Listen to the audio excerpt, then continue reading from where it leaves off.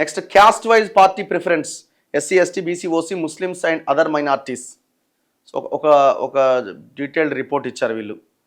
ఇక next municipalities ఎక్కడెక్కడ ఏమేం గెలవబోతున్నారంటే జిల్లాల వారీగా నిజామాబాద్లో కాంగ్రెస్ 5 నుంచి 7 మున్సిపాలిటీలు గెలిచే అవకాశం ఉందట. బీఆర్ఎస్ 1 నుంచి 2 మున్సిపాలిటీలు గెలిచే అవకాశం ఉందట. బీజేపీ 0 అట. మరి ఏమో చూడాలి.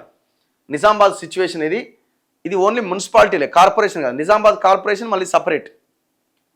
అండ్ ఆదిలాబాద్ విషయానికి వస్తే 3 నుంచి 5 కాంగ్రెస్ గెలిచే అవకాశం ఉందట. బీఆర్ఎస్ 2 నుంచి 4, బీజేపీ 2 నుంచి 3 మున్సిపాలిటీస్ ఆదిలాబాద్లో గెలిచే అవకాశం ఉందట. ఎంఐఎం 0 to 1 టఫ్ ఫైట్ ఒక స్థానంలో ఉండే ఛాన్స్ ఉందట.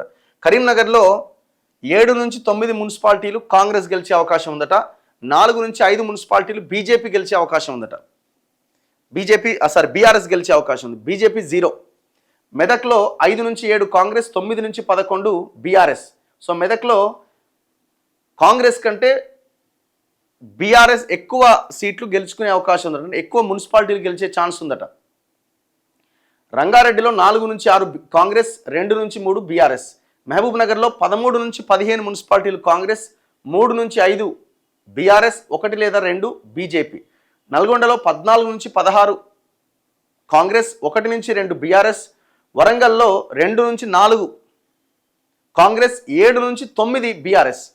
సో మెదక్లో లాగే వరంగల్లో కూడా మెజారిటీ మున్సిపాలిటీస్ బీఆర్ఎస్ కైవసం చేసుకునే అవకాశం ఉందని ఈ సర్వే చెప్తున్నది. ఖమ్మంలో 6 నుంచి 7 మున్సిపాలిటీలు కాంగ్రెస్, 0 నుంచి 1 బీఆర్ఎస్ గెలిచే ఛాన్స్ ఉందట. సో మున్సిపల్ వార్డ్స్ ఎక్కడెక్కడ ఎన్ని వార్డులు ఏ పార్టీ గెలుచుకునే అవకాశం ఉందని ఒక రిపోర్ట్ ఉన్నది. ఇంత రిపోర్ట్ ఎట్లా తయారు చేసిరు అసలు ఒకటే సాయంత్రానికి? ఏమో ఇది ఎంతమందిని పెడితే ఈ రిపోర్ట్ తయారైంది? శాంపుల్ కలెక్షన్ ఎంత?